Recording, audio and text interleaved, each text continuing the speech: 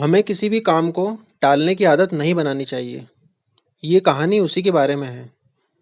किसी शहर में एक आदमी बड़े आराम से जी रहा था। वह रोज सुबह देर से उठता, शांति से पूजा करता, फिर अपना आलस्यपूर्ण दिन बिताता और रात को फिर सो जाता। उसकी पत्नी, जो एक मास्टर जी की बेटी थी, उसके साथ खुश नहीं थी, क्योंकि वह सारा काम खुद ही करती थी, जबकि उसका पति सिर्फ आराम से बैठा रहता था। दिन बीतते गए, उस आदमी के घरवाले उसके आलस्यपूर्ण जीवन से परेशान हो रहे थे। उन्होंने उसे बार बार समझाया कि वह भी कुछ काम करने का प्रयास करे, पर वो कभी सुनता ही नहीं था। एक दिन बच्चों की खिलखिलाहट ने एक साधु महात्मा का ध्यान आकर्षित किया, जो उनके गांव के पास से गुजर रहे थे। उस आलसी इंसान ने देखा कि बच्चे साधु महात्मा के चरणों में गिरकर उनका आशीर्वाद ले रहे हैं। उसके बाद उसने साधु का स्वागत किया, उन्हें अपने घर में आने के लिए कहा।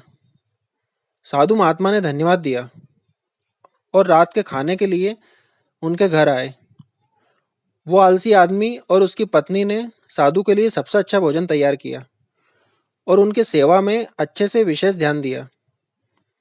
साधु महात्मा ने उनकी सेवा से प्रसन्न होकर उनसे कोई एक वरदान मांगने को कहा। आदमी ने खुशी खुशी साधु से वरदान मांग लिया कि वह अब किसी भी प्रकार के काम से मुक्त रह सके और उसका काम कोई और उसके लिए कर दे। साधु महात्मा ने वरदान देते समय एक भूत को उनके साथ भेज दिया और कहा कि वह आदमी के सारे काम कर देगा, लेकिन आदमी को ध्यान देना होगा कि भूत को हमेशा व्यस्त रखना होगा। अगर उसको काम नहीं मिलेगा तो वह आदमी को खा सकता है। जब आलसी आदमी को यह पता चला कि उसको अब कोई भी काम नहीं करना पड़ेगा, तो वह बहुत खुश हो गया। उसने भूत को पहला काम खेत जोतने का दिया, जो वहीं पास ही के गांव के इलाके में उसका खेत था। भूत वहां से गायब हो जाता है और आलसी इंसान की खुशी का ठिकाना नहीं रहता। कुछ ही देर में भूत फिर आ जाता है और बोलता है कि खेत जोत दिया, दूसरा काम दीजिए, मुझे बताओ वरना मैं तुम्हें खा जाऊंगा। वो आदमी डर कर बिलबिलाया और बोला, ठीक है, तुम्हें खेत में जाकर सिंचाई करनी है। भूत तुरंत खेत में पहुंच गया और सिंचाई शुरू कर दी। इसके बाद वह फिर उस आदमी के पास गया और पूछा, अब कौन सा काम करना है। आदमी को अचानक समझ में आया कि वह भूत को एक ऐसा काम देने जा रहा था जिसे भूत ने तुरंत पूरा कर दिया। इसलिए उस आदमी के पास और कोई काम नहीं था जिसे वह भूत को दे सकता था। भूत ने फिर से कहा, मुझे कौन सा काम करना है बताओ, वरना मैं तुम्हें खा जाऊंगा। अब आलसी आदमी के पास कुछ भी काम नहीं बचा था जिसे वह भूत को दे पाए। वह बहुत ही डर गया। जब उस आदमी की पत्नी अपने पति को डरा हुआ देखती है, तो अपने पति को इस संकट से निकालने के बारे में सोचने लगती है। वह उस आदमी से बोलती है कि स्वामी, अगर आप मुझे वचन देंगे कि आप कभी आलस नहीं करेंगे और अपने सभी काम खुद करेंगे, तो मैं इस भूत को काम दे सकती हूँ। इस पर वो आदमी सोचता है कि पता नहीं ये क्या काम देगी।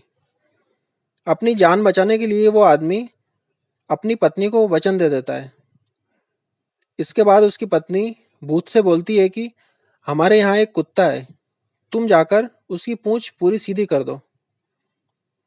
याद रखना, उसकी पूंछ एकदम सीधी होना चाहिए। भूत बोलता है कि मैं अभी यह काम कर देता हूँ। यह बोलकर वह वहां से चला जाता है। लाख कोशिश के बाद भी वह कुत्ते की पूंछ सीधी नहीं कर पाता और हार मान लेता है। हार कर भूत उस आदमी के यहाँ से चला जाता है।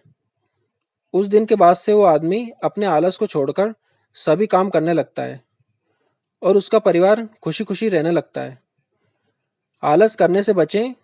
हमें किसी भी काम को टालने या आलस में डूबने की आदत नहीं बनानी चाहिए। दोस्तों, कहानी पसंद आई हो तो लाइक, शेयर, सब्सक्राइब करना बिल्कुल भी ना भूलें। कहानी सुनने के लिए आपका बहुत बहुत धन्यवाद।